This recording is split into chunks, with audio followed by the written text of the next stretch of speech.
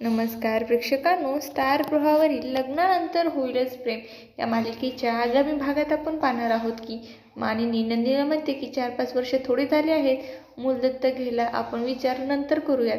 दत्तक घेण्याचा सध्या याची काही गरज नाही. तर मानिनीच्या बोलण्यावर नंदिनी सुद्धा होकार देते. त्यानंतर तिथे जीवा येतो आणि तो नंदिनीला आता जा विचारतो. जीवा आता नंदिनीला म्हणतो की आईचं बोलणं तू लगेच मान्य केलंस, तुला बाळ दत्तक का नकोय? तर जीवाचा या प्रश्न नंदिनीकडे आता उत्तर नसतं. दुसरीकडे काव्या खूपच इमोशनल झालेली असते. ती पार्थला म्हणते की बाळ होणे ही खूप सुंदर गोष्ट आहे, पण मात्र आपल्या बाबतीत बाळाची येण्याची वेळ चुकली आहे असं वाटत नाही का? पार्थ तुम्हाला तर काव्या रडू लागते आणि पार्थ विचारात पडतो.